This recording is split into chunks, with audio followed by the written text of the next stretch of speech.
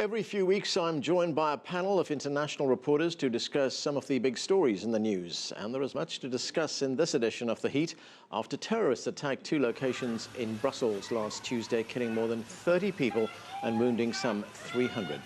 Meanwhile, in Cuba, President Raul Castro welcomed U.S. President Barack Obama to Havana, and their countries move further away from the Cold War politics that have defined their relationship for more than 50 years. Joining me now here in the studio is Laure Mandeville. She is the chief U.S. correspondent for the French newspaper Le Figaro. Also with us is Wang Guan. He is the chief political correspondent for CCTV America's Mandarin service. Also joining us is Lynn Sweet. She's the Washington bureau chief for the Chicago Sun-Times. And from the newsroom is Gustau Alegret. He is a political correspondent and TV news anchor for the international news channel NTN 24. Welcome to all of you to the show. Laura, let me start with you and the terror attacks in Brussels. The Associated Press reporting now that Islamic State has trained up to 400 fighters to launch more attacks in Europe. How vulnerable is Europe right now? Extremely vulnerable. I mean, we've known it. I mean, the 400 new fighters you're mentioning is no surprise for the intelligence agencies, of Europe and for the citizens. I think especially after the French attacks, the ones in January was the beginning, and then the ones in November, I think the population and the elites and the governments have understood that this is a huge fight for, in a way, a battle which is going to last for a long time, that we're faced with an enemy which is within our the heart of our cities, which is part of our communities, actually, and that is the real question. We have both the question of borders and of, huge amounts of refugees coming in, and potentially, some terrorists sneaking into their ranks and trying to bring, death to our cities. But at the same time, we have a huge problem inside our societies. Can you imagine that in France we have about 10% of the population Muslim? It doesn't mean that, of course, they are at all terrorists, but there is a potential for radicalization within this 10% of the population. It would be like the US having a population of 30 million Muslims. So it's a very considerable challenge, because how do you find the terrorists in this huge potential? It's like a haystack. So how do you find them? How do you identify? How do you prevent radicalization? I mean, this huge range of issues. Do Europeans give any thought to how they became the targets of these kind of attacks? Do they feel in any way that perhaps they're paying the price now for having got involved and being drawn into those wars in the Middle East? Well, I don't know if it's really the question. I think the question is more that there is a radical, there is radical Islam now at work in the Middle East and throughout the world, and for these radical Islamists, the target is the West. I mean, not only, it's also Muslims who are considered as enemies because they don't sort of join the fight. But I think it is very clear, for instance, in the journal of the Islamic State, Dabiq, that one of the main major targets is the West, is the Christian world, even if it's secularized, and that Rome, Paris, London, or New York are all potential, targets, because they are the sort of rotten Christian and immoral West. And we've seen attacks against those countries that don't agree with them, like those attacks in Turkey. Lynn, here in the United States, of course, we've been watching on our television screens these horrendous attacks in Paris and now in Brussels. There must be deep concern here that this could happen here as well. Of course, whenever you have something like this, it triggers extra scrutiny to the subway systems in the major cities, New York, Washington, Chicago, stepped up screening, stepped up security in that fragile part of the airport where the bombing took place in Brussels, between the curb and the check-ins. So there was more of a security presence there. And then it also injects itself into our already noisy and chaotic political campaign as to what the proper reaction should be. Guan, how is this news being seen in China? What kind of reaction have there been in the Chinese media, for instance? Well, and let's not forget, in China, 25% or 1/5 of our territory is the Xinjiang region that is populated by mostly the Uyghur Muslim population. And, despite the strict border control of China, an increasing number of radicalized Chinese Muslims went down through the southern borders to Malaysia and then to Turkey, and then got radicalized reportedly by ISIS and Taliban. And the absolute number is still small, but the relative number is on the rise. So China also has this security concern. That's why China's foreign minister, right after the Belgian attack, called Belgium and said China is willing to cooperate with European countries to prevent future terrorist attacks, because there needs to be more information sharing. I understand China and the EU are not allies, but there needs to be more information sharing because China has a big Muslim population, China has terrorist attacks also, and one Chinese national was killed in the Belgium attack. So in the globalized world, nobody is quite safe. Let me go to Gustau in our newsroom. Gustau, I want to turn to the other big news story of the week, and that is President Obama's visit to Cuba. U.S. policy towards Cuba and the economic embargo has for a very long time been criticized by Latin American countries. To what extent do you think this visit, high-profile visit by the U.S. president to Havana, will now pave the way for better relations, not just in Cuba, or with Cuba rather, but with the region as a whole? Well, the embargo and isolation policy with Cuba has been a problem between the Latin American countries and the Caribbean countries with the United States, and the United States with the Latin American countries. Obama has highlighted this point many times. 50 years of a failed policy has no results, with no results, has to put, we have to put it an end, this policy, this nonsense of embargo, or like the Cubans call it, blockade.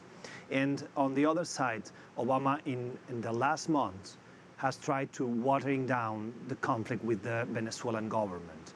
So it's just closing the chapter of the history that has no good results for the relations between the North and the South, the whole continent. So going to Cuba, and after that, going to Argentina with the new government of Mauricio Macri, is sending a very strong message from the Obama administration at the end of his presidency. And it's true, Obama can do that because it's at the end of the presidency. A president who wants to be reelected couldn't do this, because Cuba is a very sensitive topic here in the United States. There are 2 million Cuban Americans who vote in Florida. And Florida is one of the key states in the race towards the White House. So I think Obama is being very clever, trying to put an end of this isolation and highlight, yes, we have differences. We have a different point of views when we talk about democracy and human rights, but that doesn't mean that we have to isolate a country. And I think that is a very strong message from the Obama administration, not only to Cuba, not only to Latin America, but to the whole world. Right, Lynn, President Obama said in his speech to Cubans just a few days ago, he said, it's time for us to leave the past behind us. How significant and transformative was the visit and, generally, the restoration of relations with Cuba? Well, it remains to be seen whether or not true restoration happens. Even though President Obama called for the end of the embargo, there is no sign that the Republican-controlled House and Senate in the United States is going to go along with it. And as we get closer to a new president, I would be very surprised if it's even taken up. But having said that, the administration does have a lot of tools that it is using to try and ease the sanctions within the framework you have, and they're encouraging United States to ease. They have encouraged more air travel. There's going to be less restrictions going on. It's now easier to go as a to Cuba. You're supposed to have an official reason, but you know, that's real easy to find now. So the Obama administration believes that it is planting the seeds that even if everything doesn't blossom between now and January when he leaves office, that you will create a set of facts on the ground that will be irreversible when it comes to Cuba. It'll never go back to what it used to be. Well, also, the other fact of life is that the Castro brothers are not going to be around forever. Right. And that's, I think, a part of the strategic thinking of the Obama White House. It's a matter of time. I mean, let's remember the last polls regarding to the embargo.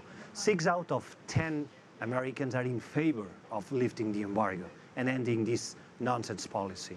I mean, Republicans are controlling the Congress, it's true, but the last 8 years we have been the Republicans just going after Obama and opposing every single proposal from the White House. May I just jump in there? The reason, though, for the Republicans say, and this is a big part of what some of the presidential candidates are saying, is that it's a one-way street, and that Raul Castro has got to make concessions, especially when it comes to how you conduct business against your political enemies, imprisoning prisoners, freedom of speech, freedom of internet, et cetera. And so one of the criticisms surrounding this trip has been that Raul Castro didn't put enough on the table to merit a presidential visit. But nonetheless, I think President Obama wants to make it clear that this train has left the station. Right, and Guan, the Chinese, of course, already have a deep relationship with Cuba, with Latin America in general. How was this visit seen in China? Well, you don't get quite a lot from the official statements by China's foreign ministry that says they welcome this move of rapprochement between two Cold War adversaries. But on China's increasingly vibrant social media scene, you do see that it's very warmly received and lively discussed. People post Obama's speech at the Cuban Assembly online, and also his tangling with the Argentinian dancer that was not quite about Cuba. And also, China's business community is watching it with deep concern and interest, because China right now is Cuba's largest trading partner.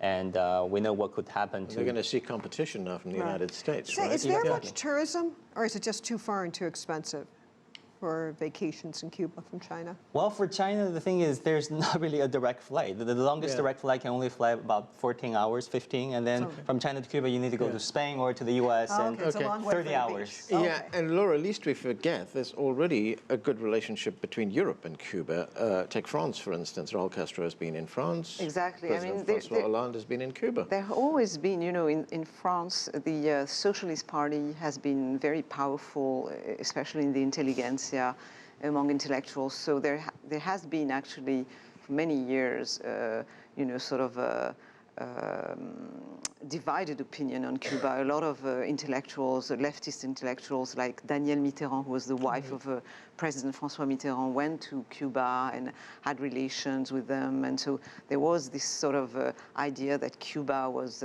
in a way, not so bad, that they had good things. They had, you know, socialized medicine, which was working, and many other things. So there was that. And there's also, of course, the opinion that it was a dictatorship and human rights were being, you know, threatened and stifled. So, and now there is this opening of, it's been going on for years, actually. You have a lot of tourism, you have a lot of French people going to Cuba for a vacation, actually, and there has been this rapprochement, Hollande welcoming Castro in France, and Hollande going to Cuba, and you know, and commercial relations and all that. Gustau, is President Obama also betting on the fact that this relationship is going to be driven by American public opinion and American business interests rather than the decisions made up in Congress? Oh, yeah, absolutely. I was in Cuba last week during the Obama visit, covering that for my news outlet. And I can assure you that China is very well positioned. All the public buses, most of the private cars, not the old ones from the Russia or the URSS, but you can feel that China and Cuba have relations, economic relations. When we talk about human rights and democracy, let me just highlight one thing that it surprised me a lot. When François Hollande or any other prime minister in the world goes to Cuba, nobody is putting pressure on them to talk about human rights or democracy, like here in the United States, request the US president to talk and to highlight that subject when they go to Cuba. Right. And in my opinion, there is a double standard in that. So when Obama went to Cuba, all the questions were about human rights and democracy. When Francois Hollande was in Cuba 3 weeks ago, nobody asked about that, any gesture.